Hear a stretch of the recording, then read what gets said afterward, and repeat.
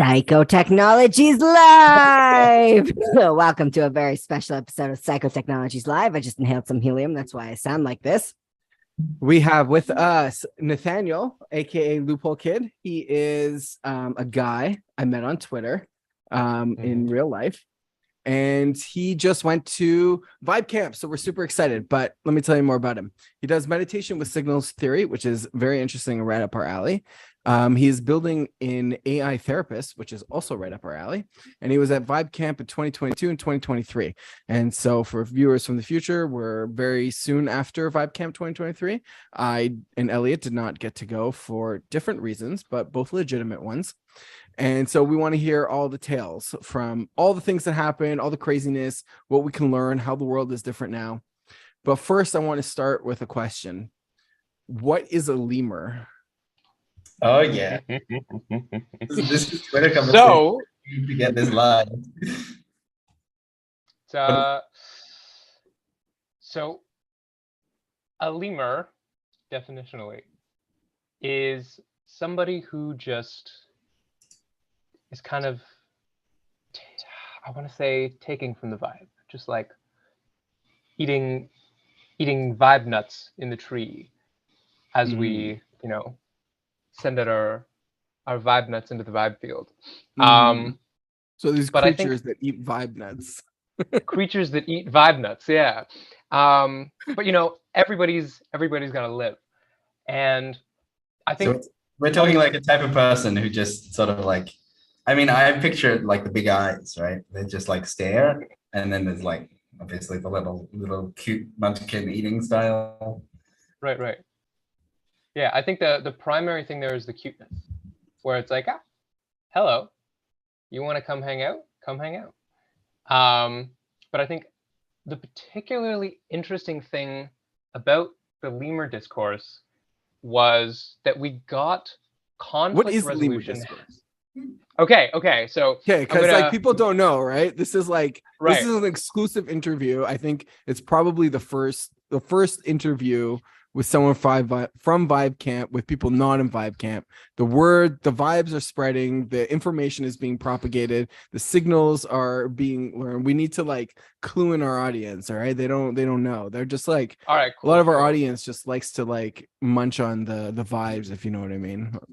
Okay, cool. So we need coordinates and semantic space for the listeners. Yeah, yeah. All right, so yeah, a lemur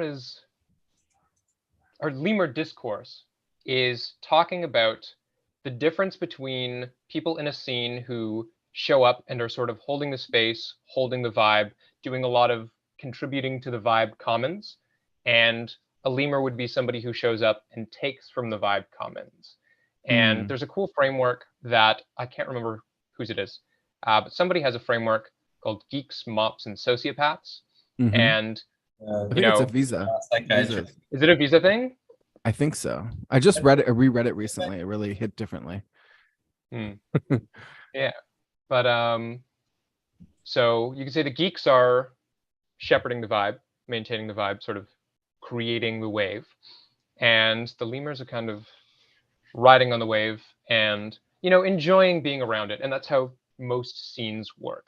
And I think we don't have any sociopaths yet, or if we do, we've sort of pre-identified. And you do. You just haven't.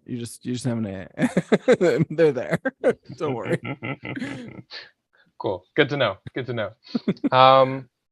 But yeah, so the idea is that I guess you could frame it as a tragedy of the commons, where you have people who are building up the vibe and then people who are taking from it. But I feel like that's not a charitable interpretation of a lemur, because I think the most interesting piece here was, the thing that got discussed on the timeline was that there was some dude who kind of like just showed up in a conversation and was like just taking it in, feeling the vibes. The lemur eyes, where they stay. For Yeah. those listening, our Right. eyes are wide open like a lemur. Like Google a picture I mean, of the I get lemur the right now. impression of they're nocturnal creature, and so they have really big eyes because they're trying to get as much light as possible because they're traveling around at night, right? Mhm.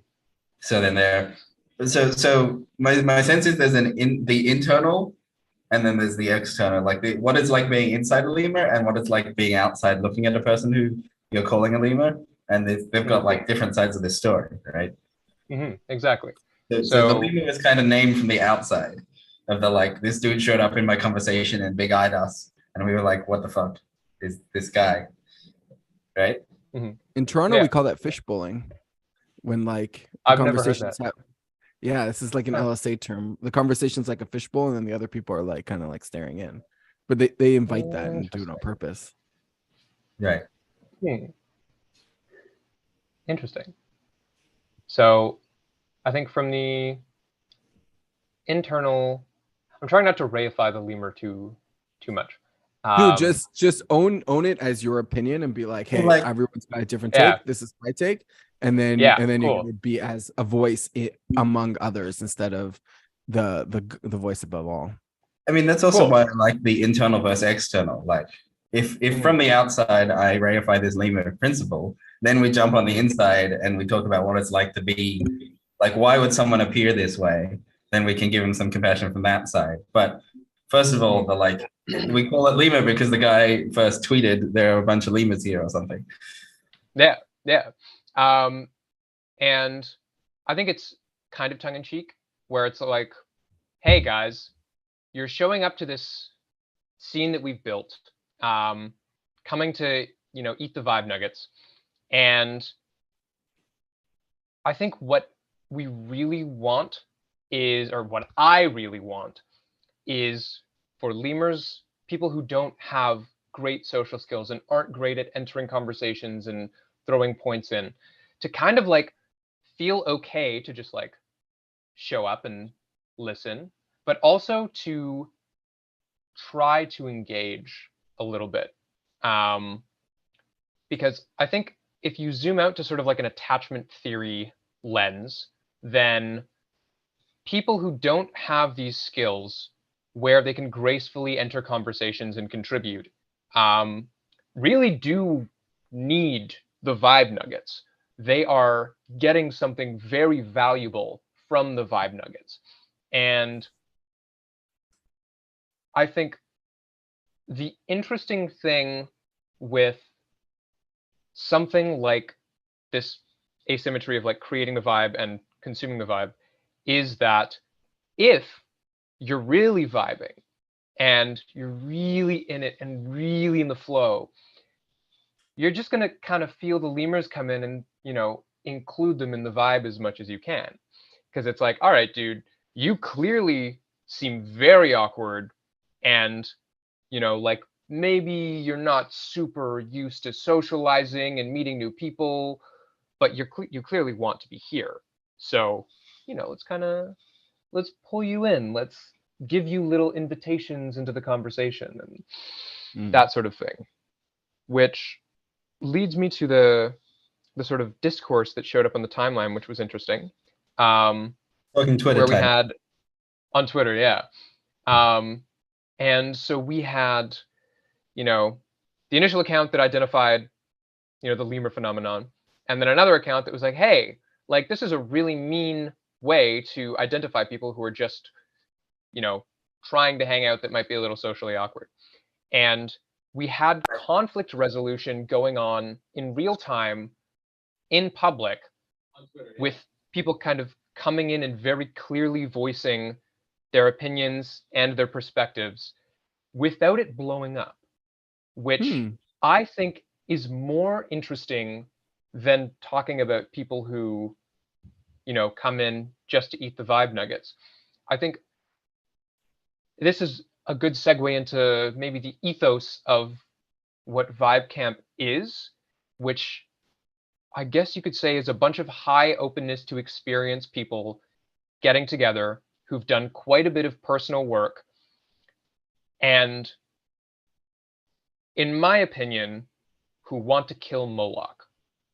And I think that's the most interesting part of the whole thing is that I'm trying to solve these interpersonal coordination problems that typically have very intense failure modes. And we're just sort of dissipating that stress. I think because everybody has, well, not everybody, but I think because of a lot of the people in the scene doing quite a bit of work on themselves to sort of regulate their systems and be good at dissipating stress. So it's a very interesting and maybe slightly different way of being social than you typically see on the internet, or you typically see even just at cocktail parties. Mm-hmm. Yeah, that's so interesting, and I love that you're like pointing that out. Like for me, it's like the lemur pictures and the memes are very like they like grab me in and like, oh, I want to learn about that. And you're like, there's actually a more subtle thing going on here of like these kind of people that they show up, they don't really know what's going on. Maybe they're draining, but they're also new and they need that like to socialize. And like I definitely identify as like a post lemur individual. And then to have that like discourse where people are able to talk about it and you're able to handle that tension, which is like really, I know a lot of people like I know in a lot of parts of my life the people I'm with would not be able to handle that tension, to be able to actually like work with that. Mm-hmm. And to not just like flip to an answer to say, we're better than you have to do this, or you suck, you need to leave, or we need to be fully inclusive and everyone needs to be comfortable and there needs to be no. So it's really good that you're like, you guys are in this middle ground. Yeah, a very middle path. And Yeah. I also, sorry, Elliot, do you have, I feel like you. I do. I'm buzzing with something. Keep going. Okay. So yeah, walking this sort of middle path, and I've lost it. So if it comes back, that's fine. But Elliot, please. Yeah, sure. I mean, so I have we've got this one perspective that is like the guy who first named the lemur, and then we've got the other perspective of like what it's like to be inside the lemur. And I saw a couple of tweets that were like, "Yo, I showed up as a lemur, and then I just got to vibe out with people, and now I've been like." I didn't realize, but I've been a lemur for 10 years. And now because I got to Vibecamp and because I got this nourishment, now I feel like I can be more of myself and be free. And like, yes, I showed up as a lemur, but like I found a medicine in the beautiful vibe that is Vibecamp. And I really appreciate that people are willing to take me in, which I thought was super interesting. And then I saw this other thread of like complaining that the guy, the original person who coined lemur, it made like kind of a violent move to like, he projected like their lemurs onto them. And that's kind of like a cruel thing. And it's not nice to be called the lemur on the receiving side. And so big question, should he have done that at all? Or was that a violent thing? Whereas if he didn't do that, we wouldn't have had the whole like back and forth and get to a better place on it, but also rough. Like, did he do it in a wise way or in a just like attacking people way? Like, two things come up. And I don't think it really matters one way or the other, because the identification could only have come from the person who first identified it. And that added bit of stress in the system sort of shook everything up and stirred up all the stuff that was under the surface. And then we all kind of like zipped in and, moved through the chaos and kind of filtered what came up when the system was perturbed. And then as it cooled and annealed, the system now has more stress dissipation capacity. And are you guys familiar with neural annealing? Yes. We had our audience is probably not. Cool. So the briefest summary would be you dump energy into a system and it raises its energy state and stirs things up. And then as it cools, the system sort of recompresses. He cut out for a second, so I'm gonna Structure recompress that this is down. more. Oh, Right. yeah. And when it recompresses, it's in a structure that is more able to dissipate stress. So when a blacksmith heats something up and then quenches it, the crystal structure of the blade, becomes more flexible. Whereas before the annealing process, if you were to hit it with a hammer, maybe you would break the steel, or if you were to whack the sword into a hard material, you would chip the edge. But after annealing, the stress sort of spreads through the blade and I guess is dissipated as heat and vibration. And so the annealing metaphor, I think, is actually very powerful, because I don't think it only applies to, a single subject's brain, or body mind, whichever term you prefer.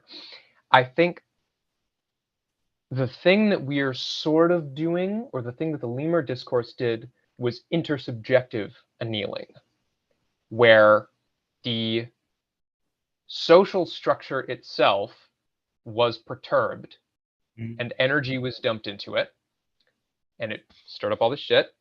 And then that includes everybody's nervous systems, because everyone has personal experiences either of being a lemur or of having lemurs in their conversations eating vibe nuggets. And so by seeing the discourse happen, everyone sort of has the mirror neuron firing thing going on where their experiences are activated. And then when I think people see that conflict get resolved, they also can resolve it in themselves. So both in the intersubjective realm and just the neural realm, the system is now more capable of dissipating stress. That's cool. That's like you're almost like, it's like you guys are like, okay, well, all these people are eating these nuggets, so let's figure out a way to almost like produce enough nuggets for everyone.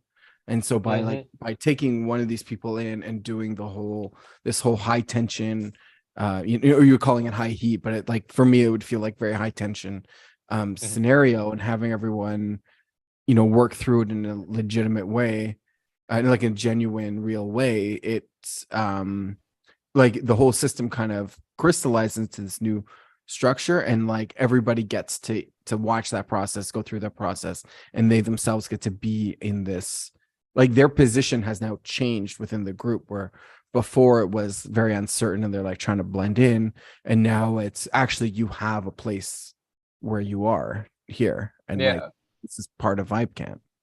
So I think that's beautiful. There's a joke that we like to tell on Twitter, and I don't know where it came from, but it's emergent as most of the other things are. And it's like someone will be like, what the hell is teapot?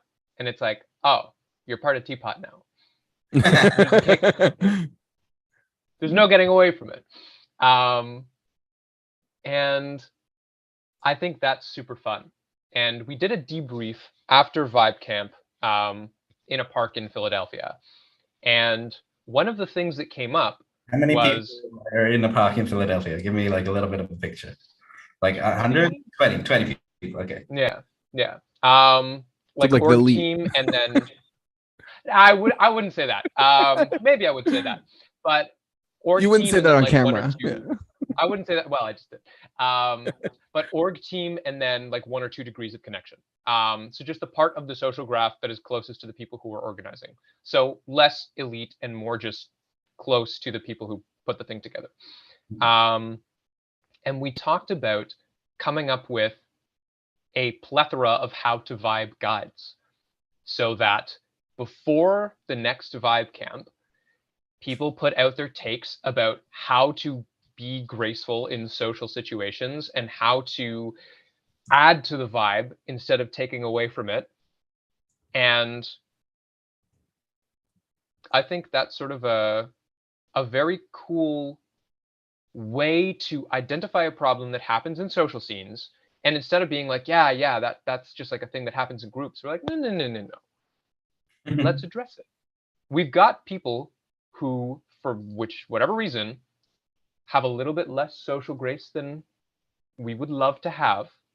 And so let's extend them the invitation of like, hey, if you would like to, and if you feel awkward at the edge of the conversation, here are some things that you could do to like come into coherence and resonance with everybody and, contribute as much as you're taking out or a little bit more. Very That's cool. good. Okay. So expect this in the lead up to the next Vibecamp to like see a couple of guides pop up that are like, here's what I think people should be doing to vibe better. Mm-hmm. Cool. Vibebetter. That's an interesting word. Mm-hmm. That is an interesting word. So, okay, I want to segue into that, but before we do that, I want to pull in one of my favorite metaphors, which is mushroom mycelium. And, the mushroom grows, it spreads its spores, and the spores, dissipate through a substrate, and they're microscopic.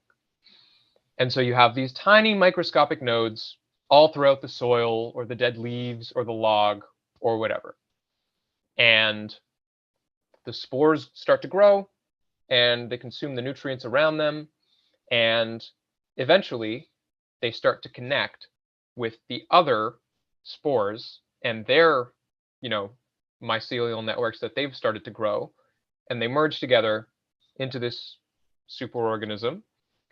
And only when they've colonized enough of the substrate do they fruit. And I think the thing that's sort of happening with the vibe is as more and more people get good at vibing, which really is just living well and helping people dissipate stress from their systems, we create those mycelial nodes, those spores, that then go back to wherever they are. And because they got this regulating, validating experience, are now more able to dissipate stress in their systems. And so I think what's happening is we're all kind of coming in to drink from this attractor of like super abundant good vibes. And then we go back to wherever we are and we integrate the same way that you do with psychedelics. And so I want to take that sort of high energy, good vibe thing that happened at Vibecamp and just keep propagating it. And last year when I came back, I kind of got back to Toronto and was like, oh, okay, that was great. But like, I don't really have that many people around me that I know in the city who I can like do this kind of thing with. Mhm. But this year it's different. And I've been going to a bunch of dinner parties with Daniel and a few other people from the city. And we just kind of do the same thing. We have dinner and we vibe and we talk and everybody gets this feeling of like abundant social status and interpersonal enjoyment. And we all leave feeling nourished, I think. So it feels like this thing that is happening at Vibecamp is not just happening at Vibecamp. It happens to be an attractor because, a bunch of us got on Twitter and we're talking to each other and happened to connect. But I think if you find enough people or one person or just yourself and really try to like tune into the good vibes, your system will automatically begin to adjust itself into a configuration that dissipates stress better.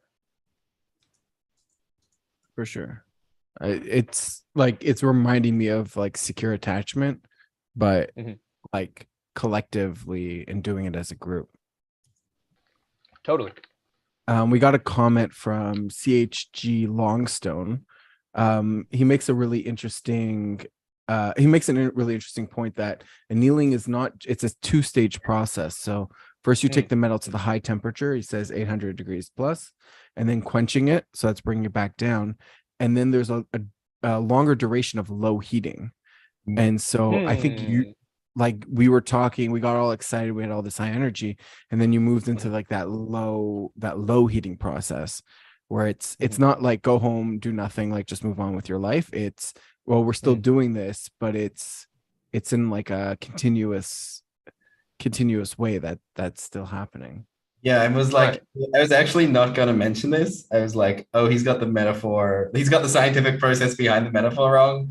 I was kind of like, I'll just let it go because it's not important. It's like, this guy said it. Like, I studied material science, and I'm not trying to like call you out on your metaphor. It's just kind of funny. Like, if you take any like ceramic or glass object and you ding it, when you anneal it, that ding will be lower and lower pitch. Right. And what one of the with right. So one of the things that happens with specifically with glass is there's a, oh my God, I'm gonna get the names wrong now. There's an alpha to beta cristobalite transformation where you have a lattice network that is rectangular. And then I think if I get this right, 440 Celsius, which is like 675 Fahrenheit, the rectangular lattice becomes a quadrilateral, like a diagonal lattice. And that like, that's on the way up as you heat, right? And if you heat too fast, that happens too quick and then you end up with cracks. And then on the way down, as you like bring a high temperature ceramic down, you can do this quick, but what you end up with is something where you flick it like that and it'll like chip. Like it's very, very fragile, right? And so what you might do is cool it down and then heat it back up to around that temperature where it's doing the transformation from this to this, and you like give it enough time at that temperature so that you don't lock in the transformation, because what happens is one of the lattices will go like this and its neighbor is still kind of like diagonal, and so it's got this like this tension between the one that's square and the one that's quadrilateral, and that tension is like fragility in a lattice, right, in a crystal lattice. And so what you want to do is take it up to that temperature. The annealing process, you might go up to like 900 and then back down, and then 800 and then back down, and then 700 and then back down. And you're trying to get it to like room temperature with the minimum number of extra tensions in the lattice that you can. Quenching is something different. Quenching is where you deliberately drop the temperature because then you lock in all the tensions, and then you make something very hard because you've locked in all the tensions, right? That is like, imagine you have like a total freak out, let's like emotionally, right? You have a drama, like horrible things happen, people are yelling at each other, and then everyone just like runs, like people, the two sides of the war just run away from each other, like screw this, right?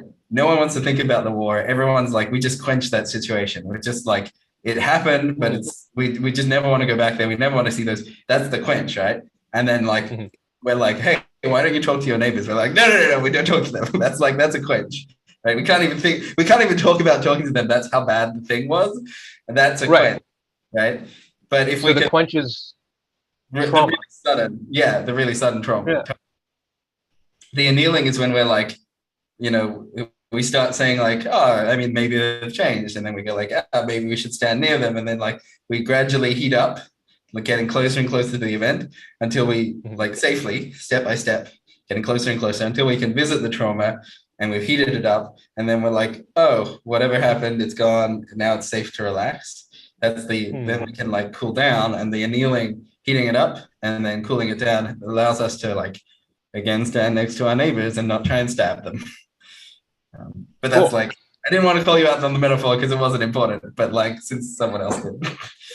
But I think that specificity of language and specificity of metaphor is actually very important, because if we have language that we're using to describe things that is synchronized with physics, then the language that we're using, even if we're not, writing equations to demonstrate the behavior of a system, is way more accurate.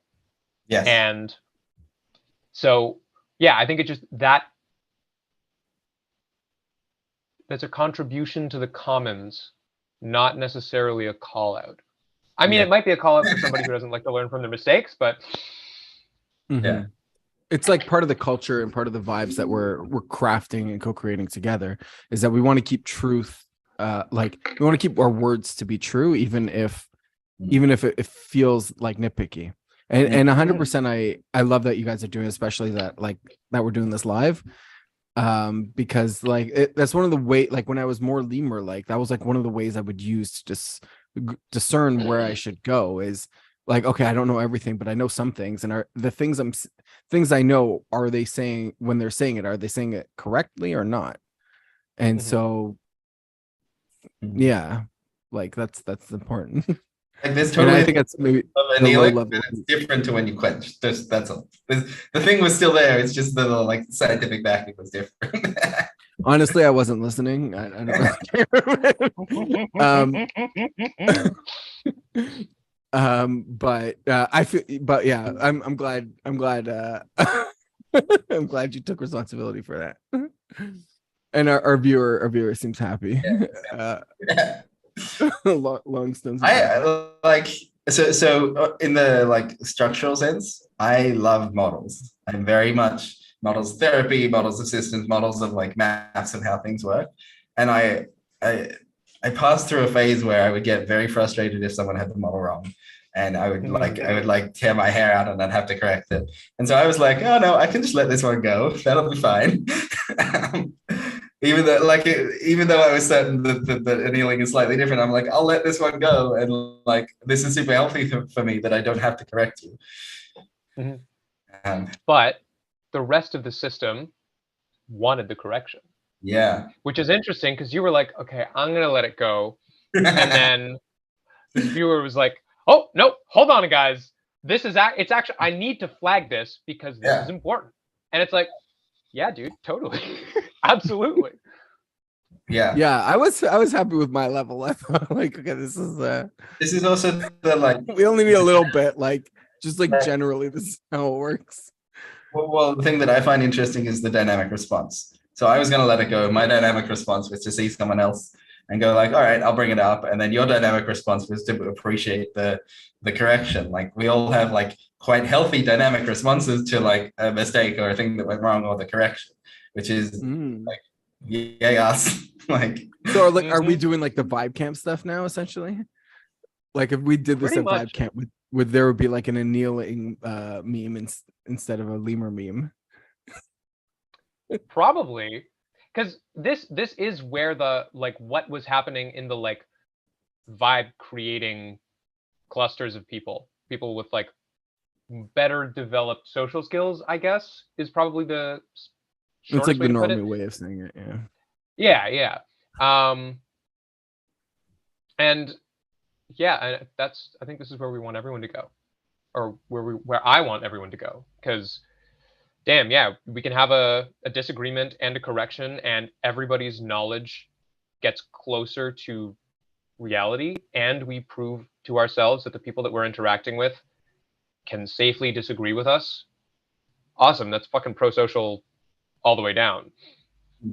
Yeah, and then the it's interesting. I guess like the lemurs start to act like the canary in the coal mines, where if they're like they're the ones like on the chopping block first, so like everybody gets to watch and see what happens to them, and then if like good things go, then they get to feel more safe, and if bad things happen, they know to scram. So I was never as they're like the Jews. Sorry. I think it as like quite an extreme version of. I think I entered new social circles a bunch, like just trying to find my people, and I didn't quite have like bug-eyed lemur style, but I had the like a lot of internal like, should I talk here and should I like speak up, or like am I welcome to, and like, and then obviously having to test out like that I said something and then I was like, did that go well, or did someone like disagree with me instantly and like reject me for it, or like did they welcome it and then appreciate it and then disagree and then welcome the conversation about it, like in a really super healthy like they like wanted the contribution even though they disagreed, versus they like rejected it in order to yeah. Let me pull up real examples. So arguing with environmentalists, saying something like, well, what about this aspect? Immediate shutdown, right? I would get shut down. And I did that my mistake of talking to two politically minded people is like, I just get shut down. But then talking to maybe in safer containers in like discussion groups, say something controversial and people at least respond neutral or like, counterpoint rather than like rejecting at the same time. If you get really safe containers, people respond like, thanks for sharing that. That's a really interesting perspective. And then give an entirely different perspective that isn't for or against yours. It's just, in comes more perspectives, and then we're exploring, we're weaving rather than we're fighting. But then I think that leads to the very interesting question of, how do you deal with the sociopaths? How do you deal with the bad actors? And my perspective has been abundance and grace, but once harm is done, immediate expulsion. And I think it's kind of like, you don't fight until it is life or death and there's no other way to diffuse the situation. It's like, yeah, man, fine. As long as you haven't crossed this group's boundaries, come in, share our food, see if the vibes cool your nervous system down, However, be mindful that we are not quokkas. Some of us are, but what's a quokka? We have Like quokka. Like a sort of like a marsupial animal that could get attacked and like won't fight back, right? Right. Okay. Yeah. Because it's like, no, this thing is actually very precious. And when I think about somebody coming in to try to exploit it, actually my first reaction to that is like humor, because it's like, you couldn't. We've joked that Vibecamp is kind of like the anti-cult because we all have these like interpersonal skills that have been very well honed because, I don't know, that's our special interest. And so it's like, okay, yeah, any of us could potentially go off and start a cult, but why would we? Because that's actually net negative for the system. The thing that we actually want is to like hang out together at a summer camp. So yeah. That's the thing about cults, is that you have to hang out with cultists. Like, that's like the biggest downside. I am interested in with cool people. The bad actor question, particularly because some of therapeutic healing looks like becoming a worse actor. Like, for example, build a stronger sense of myself so that I'm not stepped on as much. Actually also looks like become more narcissistic. And there's a lot of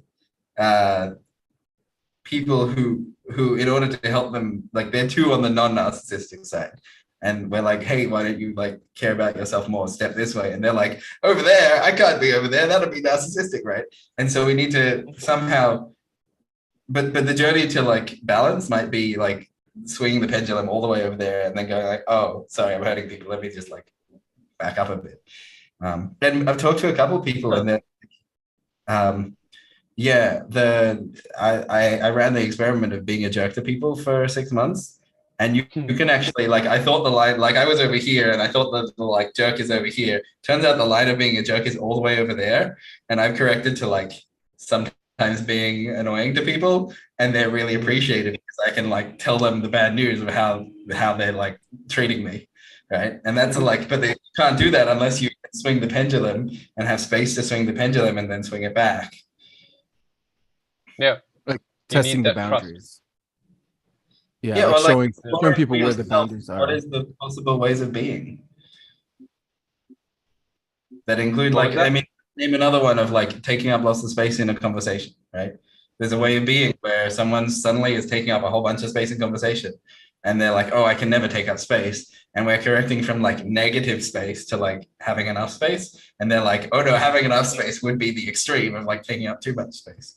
Like, I don't know, we got to experiment to get them into a better way of being. Yeah. But I think this also sort of loops back into the annealing metaphor, where snapping into a farther, like a state on one extreme of the pendulum would be the quench, whereas slowly moving the system would be the annealing. However, there are situations where the quench is a useful operation. So towing that line and figuring out, okay, when do you actually just go for it and, throw the dart or make the jump? And there's definitely a failure mode of like doing everything glacially slowly. As I'm saying this, I'm like, are there failure modes there though? Like maybe you miss a couple of opportunities, but there's also the perspective of, well, if you're doing everything glacially slowly, then fine, you missed the opportunity, but the next time it comes up, you're that much more ready to take it. So I don't know. I'm undecided. I want it to happen in this lifetime, various different ways. But obviously it gets a bit more complicated than that. So I can see the failure mode of like I'll be safe 100 years from now when I'm dead. I'll be safe to open and be vulnerable. But yeah, I tend to err on the side of people need to slow down anyway. So I'm with the like slow down and you'll find the emotion. Very fair. Cool. Yeah. Slowing down makes sense. I think this is my one of my therapeutic theories.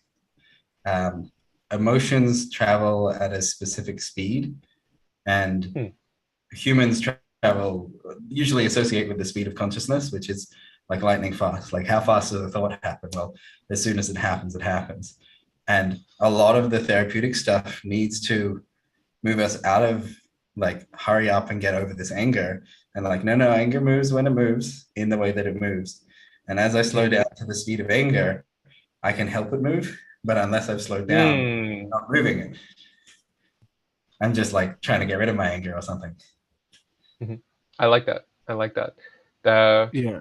It's dissipating through the system at a different rate, which makes sense because there are hormones being excreted. Right. And there's like tension in the body. Yeah. Yeah. It feels like to me also like this is like a trauma response is to move quickly. Because you can like, like the basis of survival is like that's like the thing. And so if you move really quick, then you can always survive, but you need to slow down in order to have like the deeper energies and the hormones come in and let the system thrive. Yeah, rest. Right. There's something that happens at the speed of which we rest that is very different to the speed of which we run, which is also I like that speed at which we rest. Well, interesting. Because I've had the experience where I don't rest slowly. I'm like, I gotta hurry up and do all this resting thing. And I'm like, wait a second, I'm not doing it. Yeah, that feels like a common meditative trap where it's like, oh yeah, I'm gonna like focus so hard, and like, oh, yeah, that's not gonna happen. That's not gonna help you. Like, okay, I'm gonna relax now. Like, yeah. Equanimity with this stupid thing that's happening. Yeah.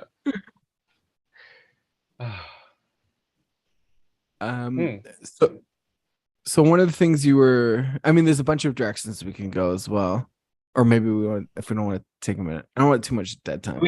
I'm curious, super curious on other tales from Vibecamp other than the Lemur thing. Yes.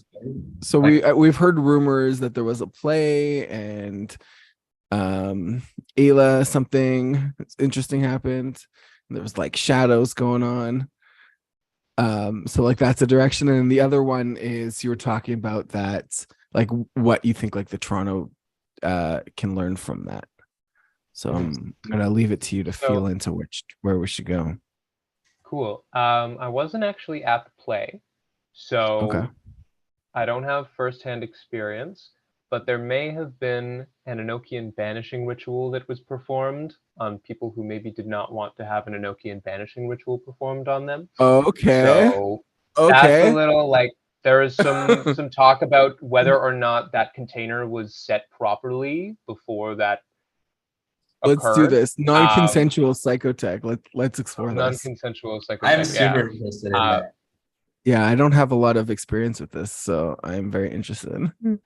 Yeah, part of me feels like something that I want to do is develop a psychoanalytic weapon where it's like if you try to do an antisocial move against me, like my vibe bricks your system. Mm. But every time I start thinking about that, it makes me uncomfortable and it feels like not moving slowly and not doing it gracefully. And I think there were maybe elements of that in the theatrical performance. But on the flip side, there was another theatrical performance that went on that was a secret. And you had to go through a quiz and find a sub question in the quiz to find out where the secret event was happening. You got a little pin. Oh, And like a vibe scavenger hunt. yeah, A yeah. treasure hunt for the vibes. Oh my god, that's Yeah. amazing. And it was very interesting it wasn't interesting, it was interesting. It was incredibly skillful to the point where as I and a few other people were watching it, we were looking at each other like, how are they fucking doing this? Like the number of people that I have interacted with who are capable of doing this kind of interpersonal hypnotic theatrical thing is incredibly low. It was like high art. And to add to this, I was on LSD. So, super in the vibe field. And it was like okay, so this is where I start to get into the signal processing metaphors because the universe is a continuous wave function. It's all resonance in one place affects resonance in other places. Everything is interdependent. That's sort of the ground that I'm working from. And I think this performance was particularly interesting because it was partially improvised. The participants were very carefully selected based on a very well thought out questionnaire. And before the event started, people who the organizers didn't feel would gel with what they were doing were ejected. And so they started with like, all right, cool. If we only want you to be here if you really want to be here. If you start feeling uncomfortable or overwhelmed at any point, like please bounce. We have volunteers at the edges who will, help remove you from this situation. We're going to be doing some stuff. And so people sort of filtered themselves out. And I think the thing that happened was intersubjective reality was manipulated very skillfully in a way that was enjoyable and transformative for everybody who was involved, which happens at concerts and theatrical performances, etc. But the caliber of the skill here, I was in awe. And so it was kind of fun. It was like a little dom sub thing going on. So already people with like sexual stuff under the surface. There's a lot to work with there. And it was, again, this annealing process of ratcheting up the tension. And then the people who didn't want to be there would sort of bounce out of the system. And then slowly bringing the energy back down into a more stable configuration. And then, laughter and humor and etc. to kind of bring the tone back to something a little bit more neutral. And then they'd hit it again. And the I'm trying to remember the melody that they used. Just give me just a second.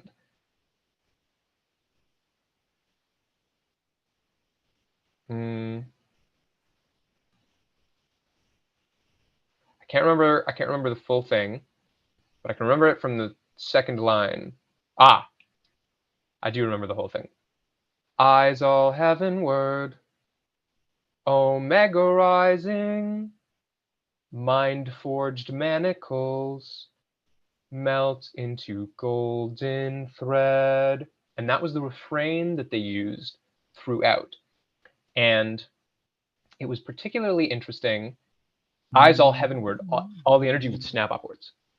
And omega rising, it's this emergent, egregoric Moloch killer thing. It is the vibe that we were trying to create being summoned.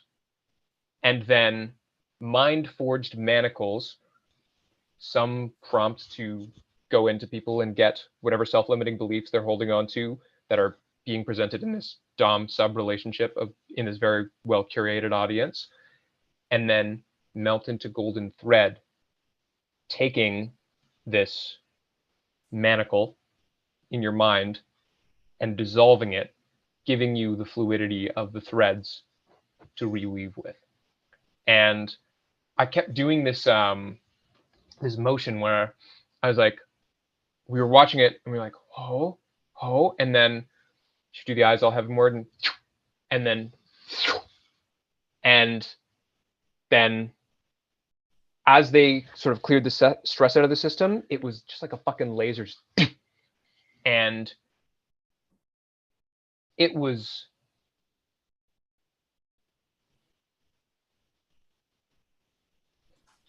a summoning, but it was a summoning that was done in such a way where the thing that all of us wanted to see emerge was coaxed out. And it was done so skillfully that just us being on the outside of the event, our vibes were being interpreted in the piano notes.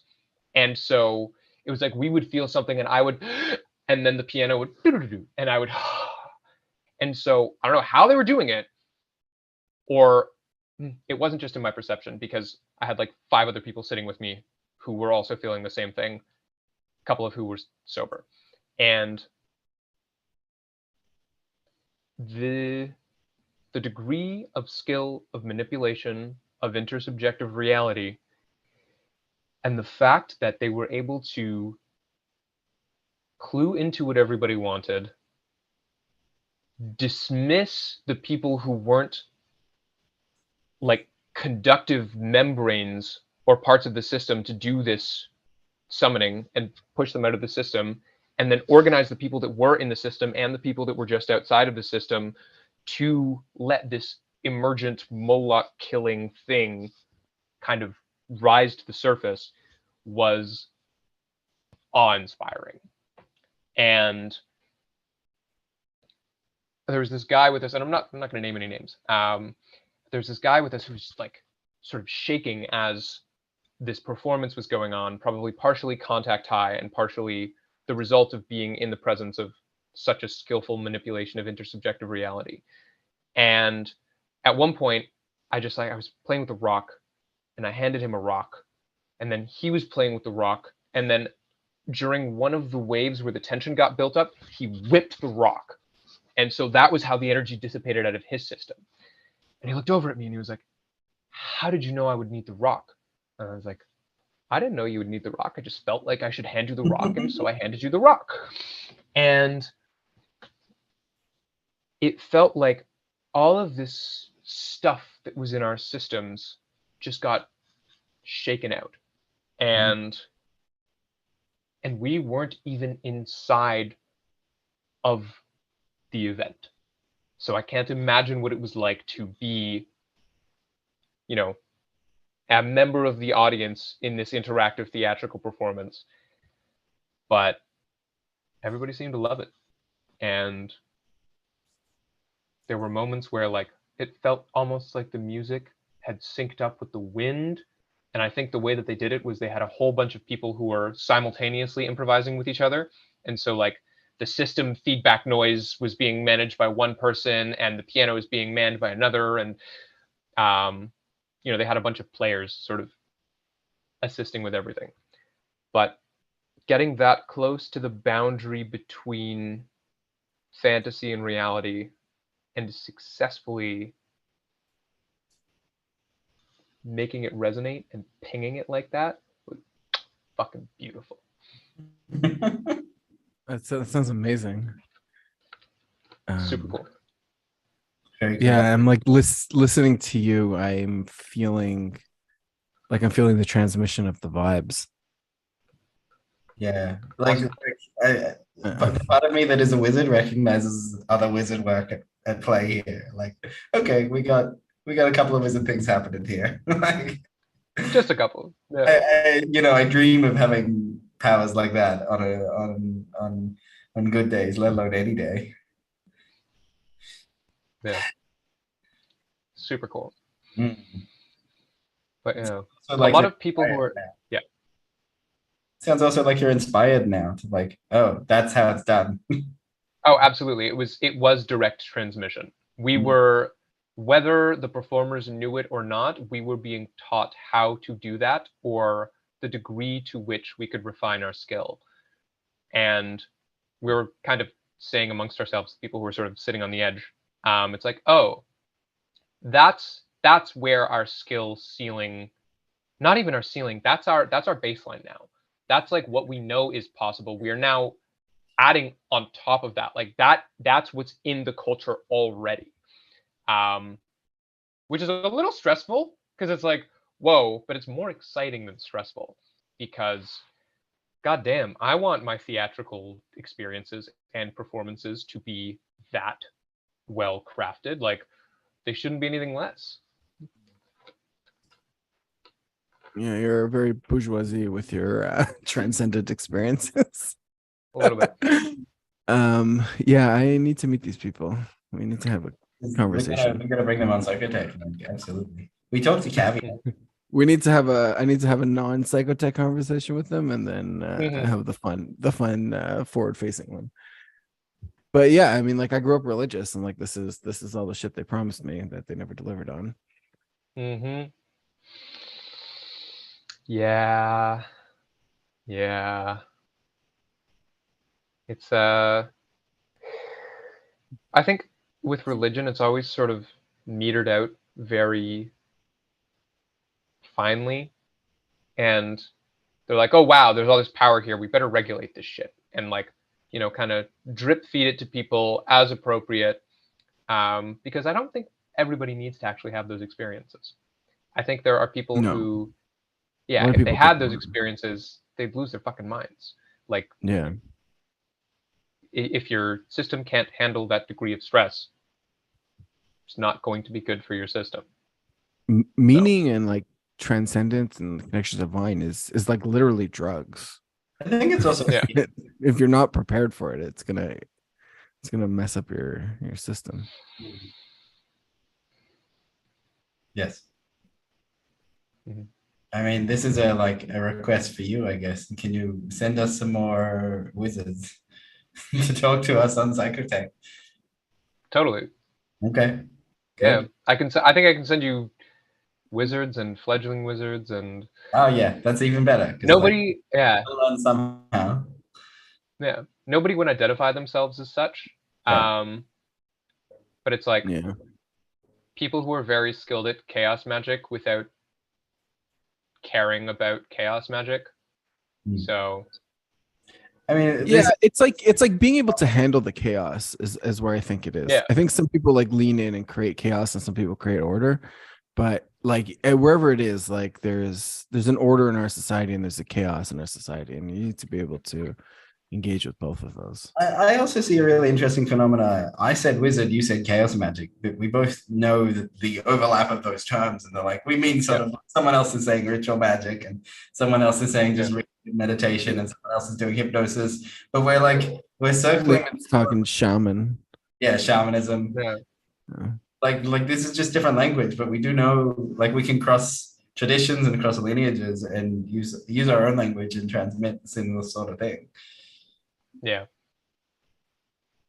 All the religions are pointing at the same thing, and the thing is the medium of intersubjective reality plus some extra stuff that is hard to describe. So And there's something also about like describing things and then that change, like the way I think about it a lot is like you only get like you can only do one action at a time. And so whatever you're doing, you're not doing other things, and then all the consequences of whatever you're doing exists in that moment. Or it's like it starts in that moment at least. And so there always needs to be that balance and like that intentionality and thoughtfulness, or vibiness, as you would say.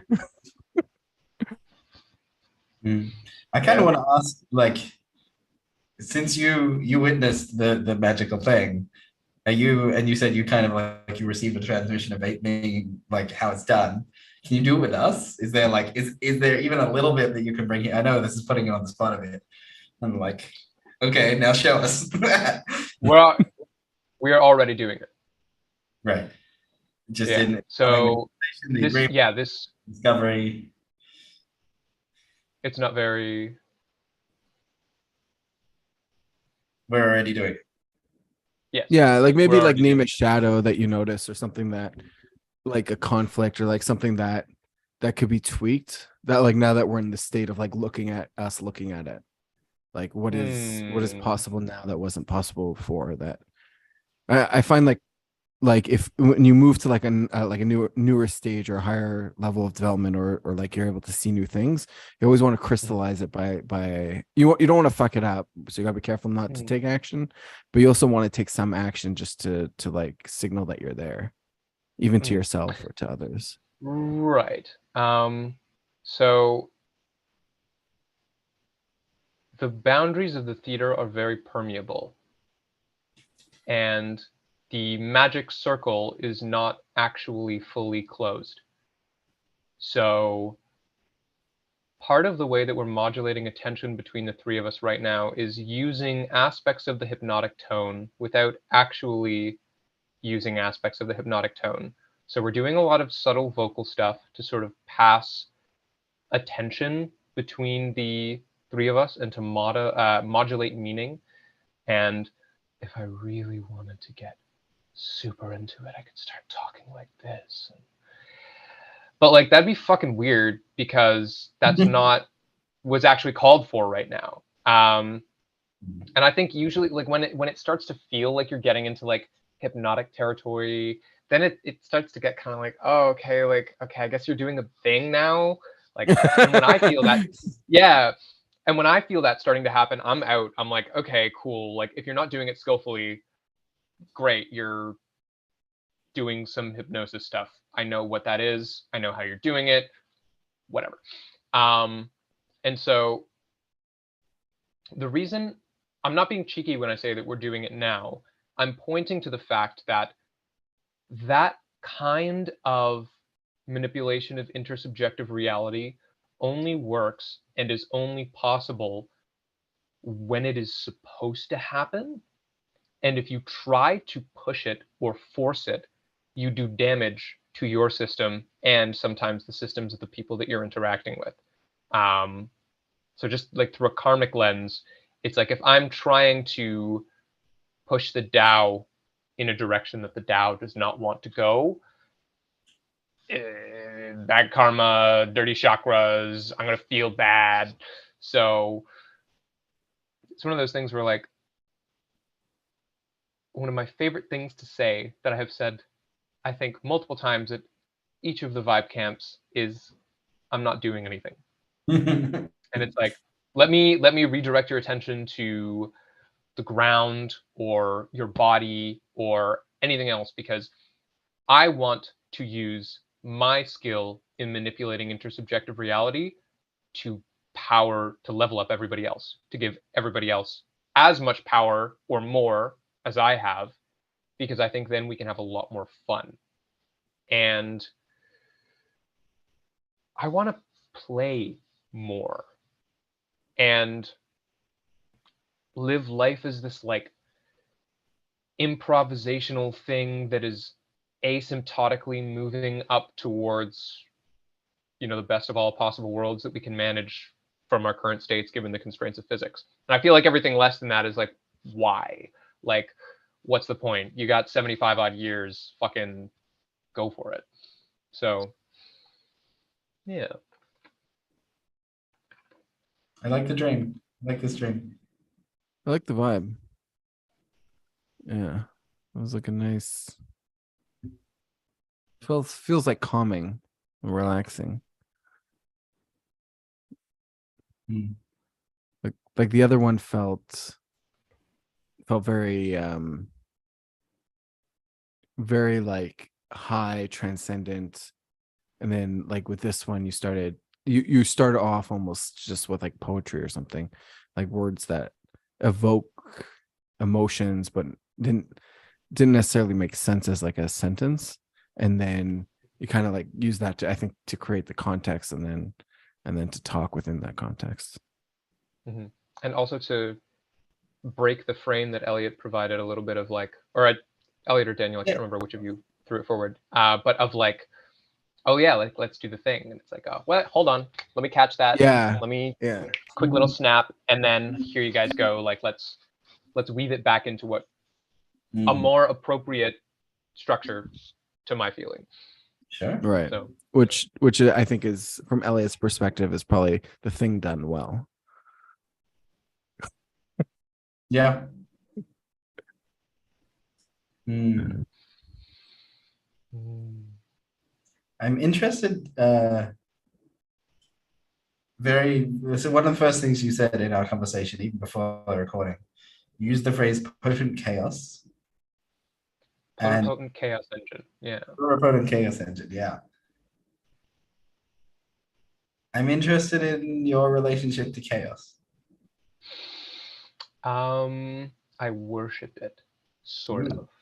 Okay. So, you know, the ultimate Zen master position is I do everything that is within my power. The monastery is well cleaned. The tea seems to pour itself. The doors seem to slide open by themselves. And that's just because we fucking maintain everything. Like, we're all regulated.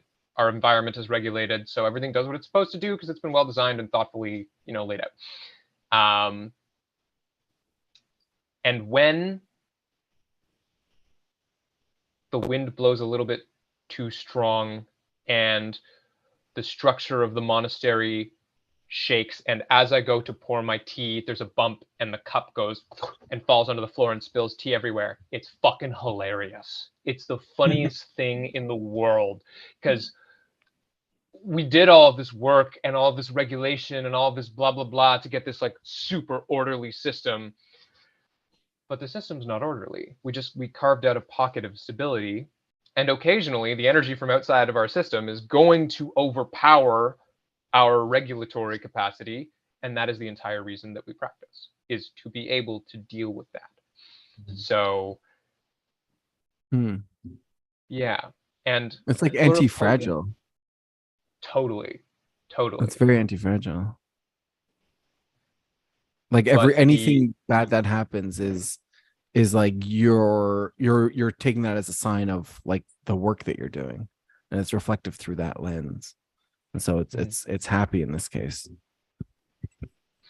Yeah, but the pluripotency, I think, is interesting, because I'm describing myself, because I find that chaos can be stimulating and force me to grow, or encourage me to grow, a bit of both, in many different directions, which is like, okay, cool, it's pluripotent, and it's a chaos engine because it runs on chaos. I would maybe make the argument that life is a system for harnessing the energy in chaotic systems, and right. So it's us. Everything it's doing is we're just built on atoms that like we're built on entropy. Built on entropy, yeah. Yeah. Which is really interesting because it's like, oh, We have this crazy ordered system. What has to be outside of the boundaries of a system that is well ordered? Chaos, all the entropy that you've pushed out of the system. And the interesting thing is we're surfing on the edge of that wave. Like, as we order more of the universe, we displace more entropy into the rest of the universe, which makes the wave that we're riding get larger, which means we need more stress dissipation capacity, on and on ad infinitum, probably until the singularity, when everything is as ordered as possible and then loops back into a purely entropic state and restarts. So yeah, harnessing that thing and then doing many different things with it. Because it can't just go into one form. Going into a single form is a failure mode. It has to branch and get fractal and spin off as deformities and mutations and very beautiful people. Like, we need the whole thing. Even the lemurs. Even the lemurs. Well, I think the point is the lemurs brought something that wasn't available without them. Exactly. They gave us an opportunity to practice.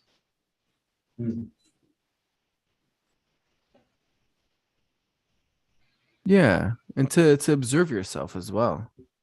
So I think another thing, because we do the practice and like you're saying, the metaphor, like with when the tea falls and then you get to observe your practice, and when the lemurs show up and with their eyes and you see yourself in their eyes.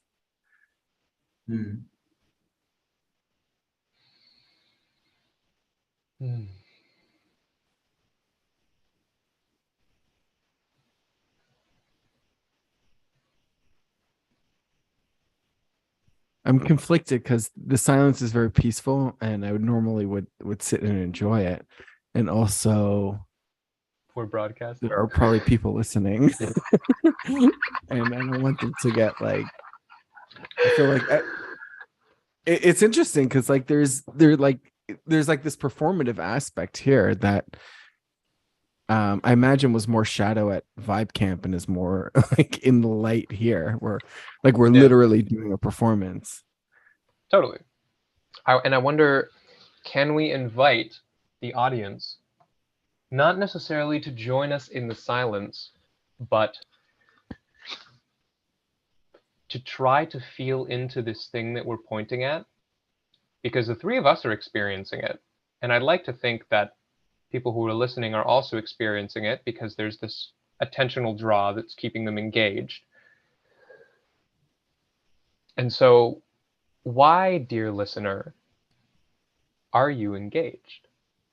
What about the three of us and the content of our conversation and our vibe is keeping you here? What are you getting out of this? Very it's a very brave question. Sometimes I get like scared if I like ask these questions like, oh, audience member, why are you here? Then they'll realize, oh, there is no reason and I'm just gonna leave. Like, eat potato chips and watch Jerk YouTube off. shorts. I think I have a part of an answer, which is something I've been tracking from you, LoopHoleKid. There's something like a whisper. Oh, we got an answer. Oh. We got an answer to the question, and Elliot's gonna like this one. Oh, we got two answers. Okay. So Zorka says, hello, I'm 18-year-old male and I want to be guided to follow good paths for my age because I'm kind of lost. And that's like we recently did a like analysis, like who's our audience, and that's like literally like the first category that we came up with. Zorka, welcome, if this, Zorka. Yeah, if this gives you, and only you, even like a single ounce of guidance in the right direction, this was a successful conversation.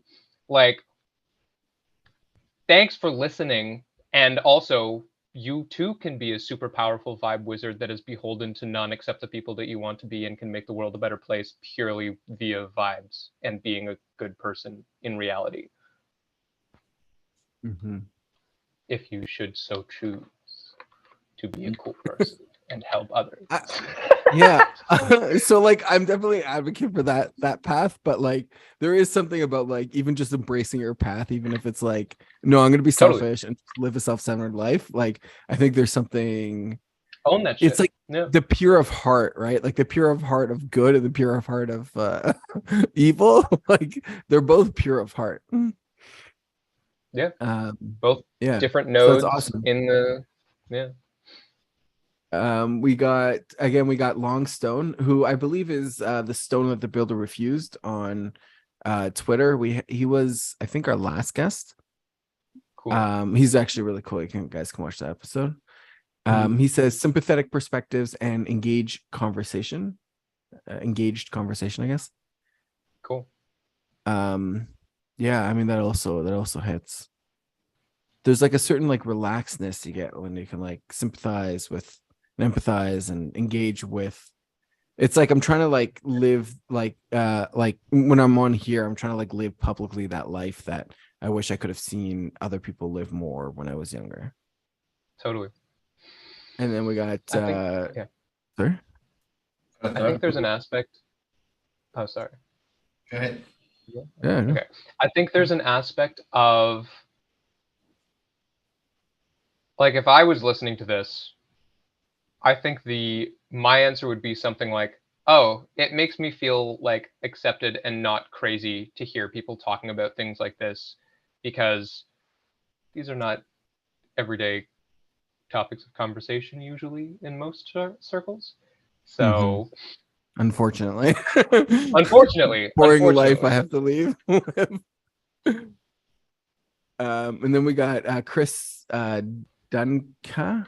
I don't know how to pronounce the last name. So I don't know if he's shit disturbing or what, but he's watching with his lemur.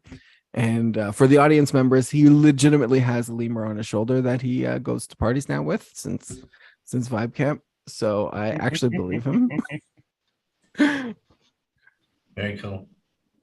So yeah, like I'm feeling some of that like lemur energy now of like I guess people witnessing, consuming the nuggets of vibes. It feels good. It feels nice. Mm-hmm. I want to ask about something. So Loophole, I see you. I'm going to call it a practice. I think from the outside, I'm seeing you do a practice, which looks something like listening really carefully, and specifically listening really carefully to your own body as you describe something or say something or tell the story of the performance that you witnessed. There was something like listening inwardly for what is the feeling of the thing that I'm trying to express.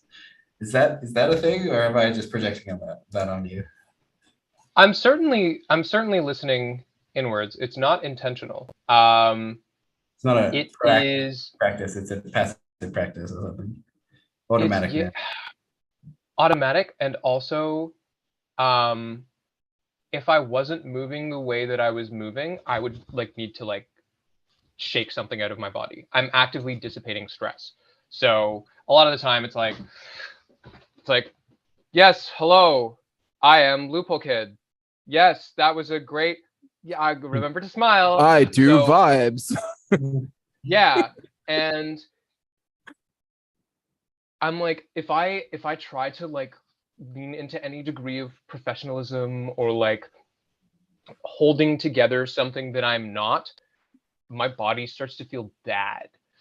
And so when I'm like sitting here and listening and moving and doing these things with my hands, it's like I need to do that to maintain the comfort, like baseline comfort level in my body.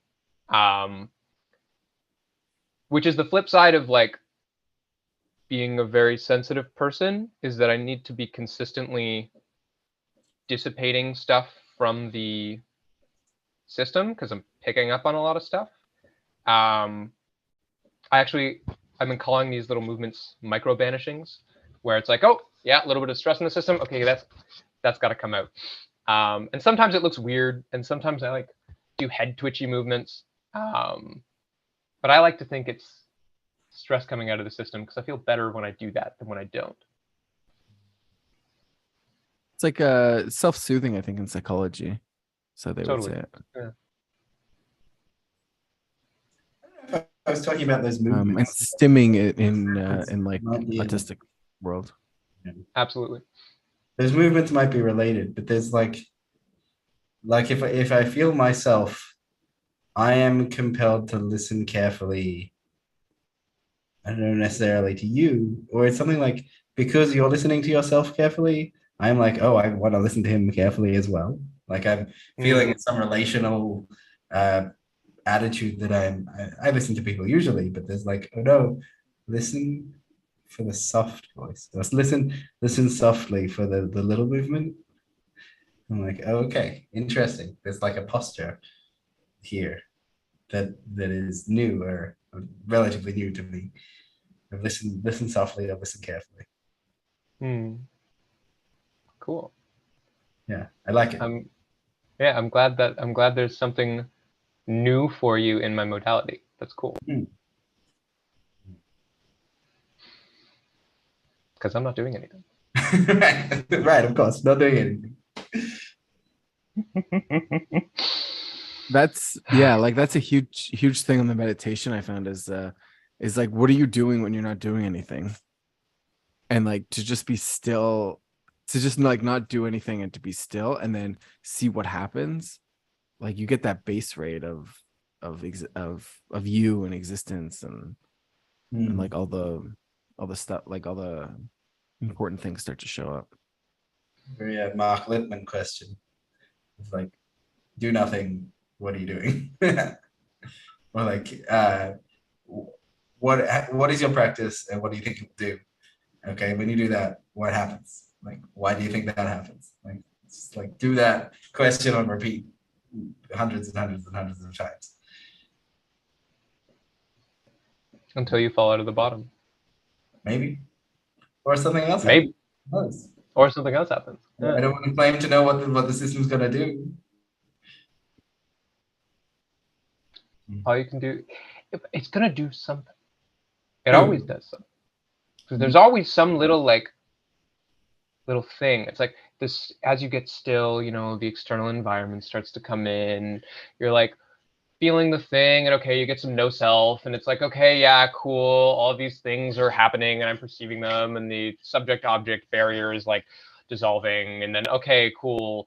Now I'm not as here as I usually am, and I'm super still, and my body's relaxed, but I'm still feeling my fucking blood pump, and like my respiration happen, and how that's like interacting with the air in the room and how the outside environment is interacting with me. And it's this,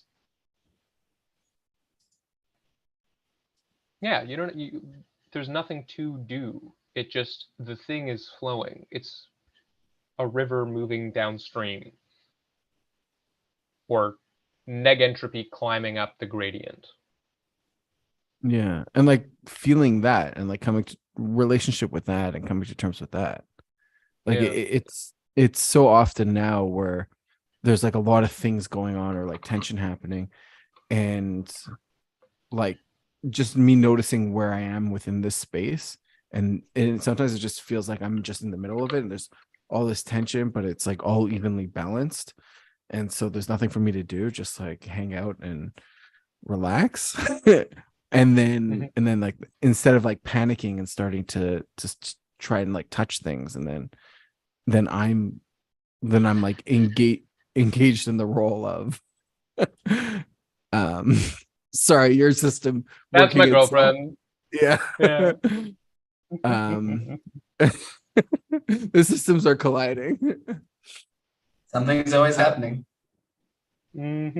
Yeah. We summoned her with the stillness. Maybe. Or maybe we're like able to prepare. The way I like to think about it is we're preparing, like we're prepping ourselves for. Give me a moment. Okay, we got a I'll question be that right I'd like back. to address. Okay. Yeah, so we got a big one. Okay, so I think we kind of asked for it, so we're gonna have to hit this one head on. So Zorka says, if so wait, so first Longstone says it is Longstone from last show. Vibe is good. Thumbs up, awesome. Zorka says, if I get a good job in a company with people that got good knowledge and stuff, I would not waste my energy on negativity. Plus, I get to know good people to make friendship with. Good friends are hard to find. Believe it would be a good path to start with. Good places with good people to gain positivity. So I actually have feelings about this stuff. Let me send it into the thing so that you can see it as well.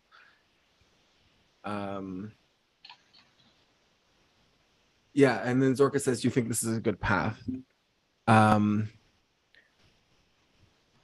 have strong opinions about these things, but they're not like well articulated yet. So I want to see like Nathaniel, if you have or Ellie, if you got a take on it, and then I'll come in and just say the thing I want to say the whole time. Cool. Or I could go first, whatever you guys want. But I've got to bounce in a moment because the cat peed on our bed and I need to go deal with that. But I'm gonna try to close this up. That's the teacup getting knocked over. So getting it. Okay. The thing with companies is that you are inside of a field that somebody else has set. And if that's a field that you like to be inside of and you feel nourished by, fantastic. Go for it. That is an absolutely cool way to make a living. I think all of us have probably done that to some degree. And yeah, good path to start with, good places and gain, good people to gain. Yeah, if you are around people that make you feel good, that's kind of the main signal to pay attention to. People that are no good for you or companies that are no good for you will probably make you feel bad. So yeah, looking for work, get good at helping people. Really. And if you have a skill set that you're particularly interested in, get good at helping people with that skill set. And yeah. Okay. All right. All right. Sounds good. I think we should let him. We can keep doing this without you a little bit. We'll give it a couple more minutes. Yeah. We're gonna let you, I think you go if you want to go deal with the cat pee. But this if you don't want to go deal with the cat pee, we're also gonna let you go. It's your system, however you manage it. Thank you for coming on. Pleasure. Thank you very much. Good vibes ad infinitum. Yeah. Thank you. Peace. Do you have a take you want to go, or? I'm gonna throw something that I'm kind of curious about. Just reading this block of text, I see the word good repeated a lot of times. And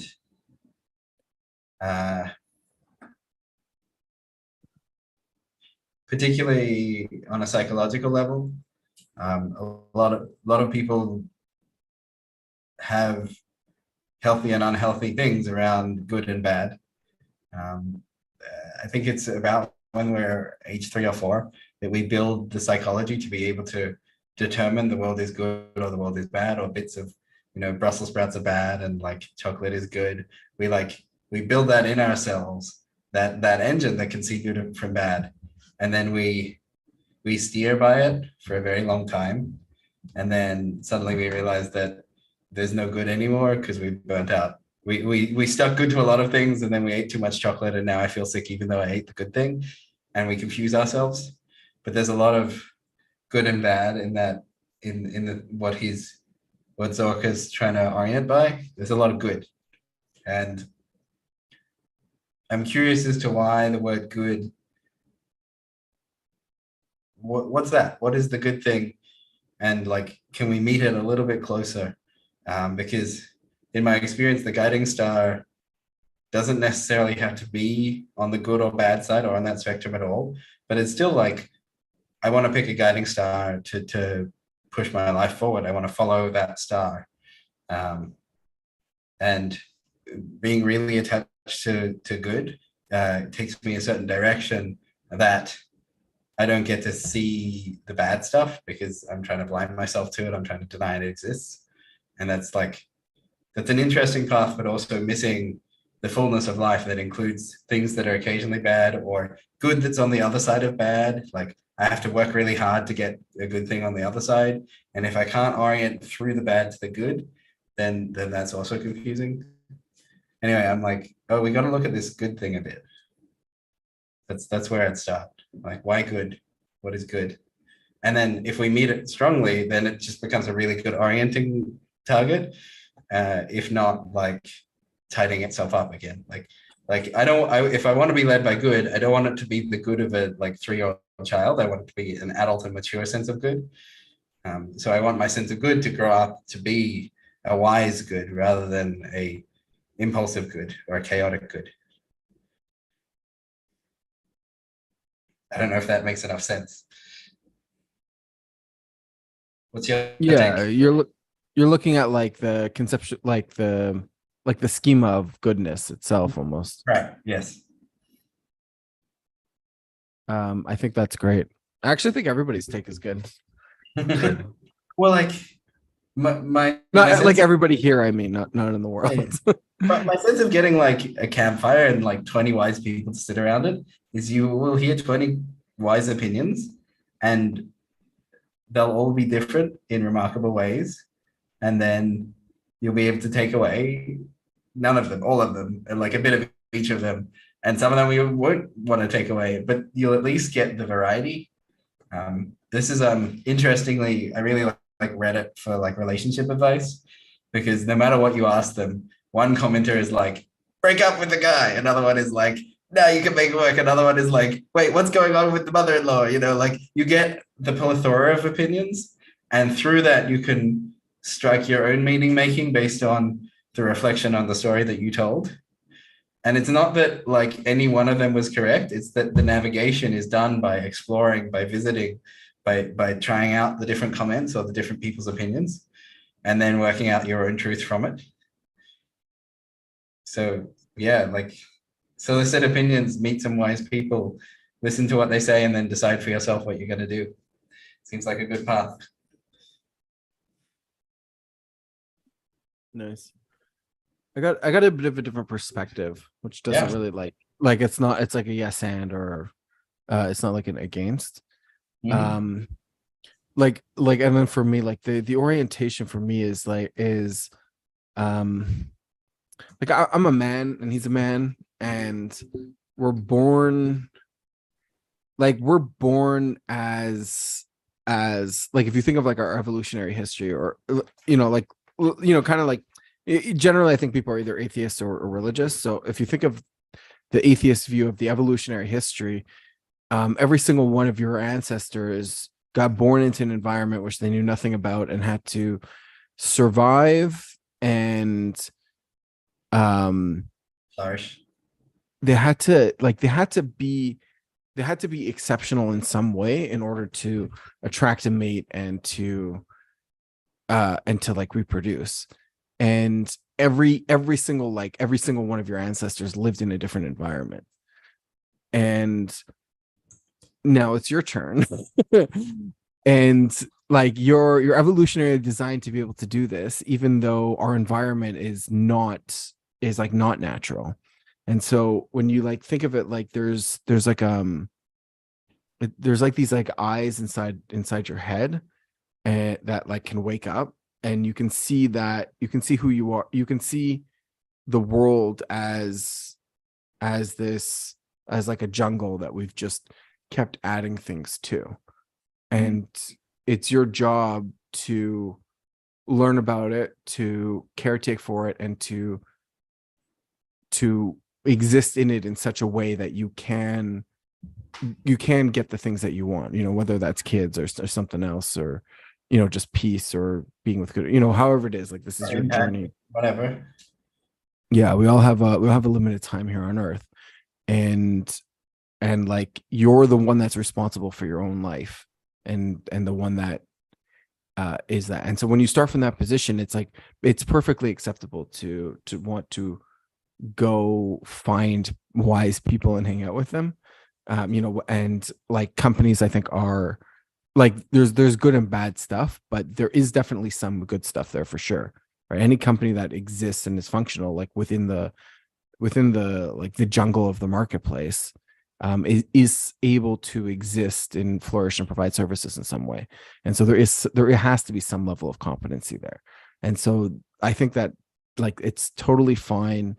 Like I think it's a great path actually to try to walk that. The only thing to remember it's that it's you're the one walking it, it's not other people. And so when you're sitting around the campfire with all those wise people, listening to them, it's like listen to them and like watch it, but like don't necessarily just sit there and accept what they're saying as reality. Watch that. Take in what they say and Watch watch what they're saying and see that they're saying this as reality. And like the reality is that this is what they're saying, and whether or not that story's true or it's constructed or however it is that it's coming out, maybe it is genuine, maybe not, like it's going to be different. It's up to you to discern that, and it's up to you to walk past. And it's totally fine to this is a thing, like it's totally fine to copy people and to just do what other people have done. That's like amazing. Like that's what we're humans, like that's what we do, right? We don't learn everything from scratch, we learn from other people. But remember, you're the one learning from other people, and like it's your life to live, and those other people are going to come and go, and you're still going to be there. Yeah, some foundation. So speaking of doing your own path,